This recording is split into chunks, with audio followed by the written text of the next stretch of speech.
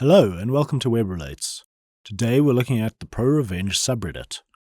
Our first story is by Reddit Saved My Again. My landlord got not exactly what he deserved, but it sure was a rough ride for him. I had a landlord who was pretty absent. I lived in this building, a high-rise, like 20 stories, for 10 plus years. He, despite living next door to me, was absent and cold personally, but cool enough. Rent was good. Our agreement was never bother him about anything, unless it's an absolute emergency. Showerhead wonky? Go buy a new one. Fridge breaks? Get it fixed. Or dude, just buy a new one. Take it out of what you pay in rent. Lost the receipt? I don't care. I know more or less what a fridge costs. Just take it out of the rent. Finally, his wife decides she wants more rent. Wants to rent the place out as an office, which is not legal, and wants us out ASAP. I agree to move out a month early and get a month's rent back, plus deposit. Complete 180 on their part. The place is ruined. Can't give you crap until you fix all this stuff. Two main things. My cats did scratch up the leather legs of the dining table, and the pull-up bar made 2 dents in the door frame of the kitchen, which was quite nice hardwood. They come to me with this list of tons of stuff like, oh, you hang a photo frame here. This tile is slightly chipped. This is the busiest work time of the year for me, but I'm trying to be cooperative. Sure, I got the table legs re-leathered. Spackle the photo frame wall hole. Can't do anything about the door frame. Take it out of the deposit. Patch the tile. Like dozens of little everyday wear and tear things. Like you want me to change the window screens? These are all new screens and in nicer shape than when I moved in. But I did them all. I trusted the guy. Gotta get my money. At the end, he should have been giving me about 24,000 RMB, or approximately £2,500. He gave me 5. I still need to use the money to fix all that stuff. If you can't accept the 5, I can't give you anything at all. I was super pissed off, but took the 5. Now people in the building are gossipy. I don't participate, but I did tell this one older lady about my frustration. She told everyone. The wife went from being the star of the mommies group of the building to nobody wanting to talk to her. People shunned the guy, too. I originally told them I was planning on moving to another city, but an opportunity came up and I ended up renting a similar unit in the same building. So they thought they could just screw me over and not have to see me, but now they still did. Often. A year later, the office calls me with some question about how to do something with the floor heating. I go. Door frame is not fixed, still has dents. I call the guy like, what the hell, man? And he tells me to mind my own business. 5 years later, I see the light at my old place is still on at 3 a.m. Huh, that's odd. I go to check. The door is open, and the place is just trashed, ruined, cabinets broken, stuff on the walls, lazy landlord, and the dents on the kitchen door frame are still there. So the guy never fixed anything, just kept my money. By this time, smartphones were popular, and we had a chat group for the whole building. So about 500 people. I took pictures and posted everything. Apparently, he had also nicked these people's deposit, and there was a huge ruckus when they trashed the place. Cops called. All these people chime in with complaints and pictures. People smoking in the hallways, leaving leaky rubbish outside the front door. Videos of people using foul language in front of children. Dirty footprints. He got fined a lot for 1, creating a public disturbance. 2, degrading the quality of the living space. 3, illegally renting a residence as an office. And to top it off, the building management wouldn't grant him permission to have workers in to fix the place. So it sat there empty for like 6 months. The fines were big too. Take 1.5 months rent from me, lose a year's rent. Suck it, bro.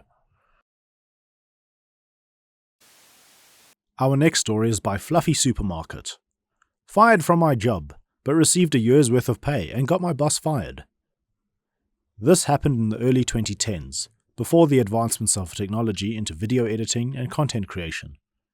I was hired as a content creator for a university that wanted to leverage YouTube to kickstart their branding campaign. The pay was low, roughly $2,200, and in those days, there were not that many video content creators around, and the process usually took a long time from start to finish. I was hired, and on my second day, the manager presented my KPI of 85 3 to 10 minute videos in 52 weeks, which was impossible for a one-man team in those days. This meant I had to do the scripting, producing, casting talents, shooting videos, composing music — they were too cheap to pay for a royalty-free music subscription — and editing, all of which I had to use my own equipment and software because their cameras and computers were so old, they simply couldn't handle the strain of even doing things in 720p, much less 1080p. I tried to let my manager know, but she just smiled encouragingly, telling me to give it a try, assuring me if the videos were good, the quantity would not be what she focused on. Hearing this, I agreed to give it a try. My manager treated me well in the first month. However, one day when she found out I was a smoker, her attitude changed overnight. A colleague had actually done a facepalm when I told her about it, and she let me know that the manager hated smokers and often advocated to get them fired. She started nitpicking me on everything, from smelling like cigarette smoke after my breaks, coming in 5 to 10 minutes late despite doing more than 4 hours of overtime daily, not being contactable during break times. The list goes on. But I soldiered on, because I just wanted to do the work and do it well. 5 months in, I was called into the director's office where I saw my manager putting on her best, displeased but gleeful face, and I felt my stomach drop. The director told me that she was disappointed because she had heard that I was falling behind on my work, and it was already halfway through the year, and I had only completed 30 out of my 85 videos. I tried to explain that I had been working my butt off on these videos. I literally worked 6 days out of the week, over 60 hours just to do what needed to be done, and that being a one-man army made things impossible, and also the fact that the videos I had put up grossed the highest views ever on their YouTube page. I also recounted how my manager said that she was looking for quality videos over quantity. The director dismissed this and stated that the KPI was simply 85 videos in a year, and since it was almost half a year in with my numbers at less than half, she felt it prudent to cut the cord early. I asked how they would even meet the KPI if they were to fire me now.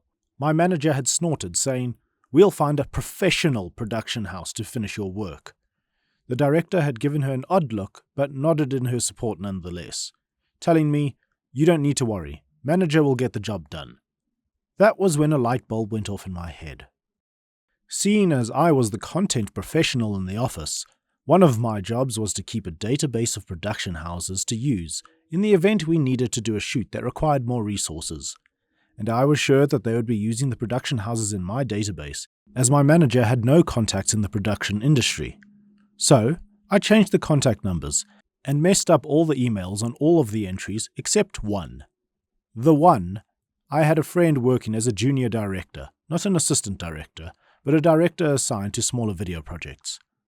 I gave him a call and told him of my plan, and sure enough, within 2 days, they were called to come in to pitch. I told him that I had a plan that was a win-win for us. It would instantly help him and put him on the fast track to a director position by bringing in that much business to his production house, and would also benefit me financially. I would teach him exactly how to pitch to win over the boss and the director, and in turn, his company would pay me a standard finder's fee of 15%. He agreed instantly, and immediately put me on the line with his general manager, who, upon realizing this was to be 6 months of work for a high 6-digit payout, instantly agreed and drew up a contract. As it turns out, after I gave them a metaphorical step-by-step playbook, they were the perfect fit, somehow understanding the needs and style of the university, as well as the sort of themes the university wanted to feature. The director and my former boss were amazed that my friend's production house was so familiar with their content that they signed them up on the spot. Now, even back then, using a production house back then was not cheap.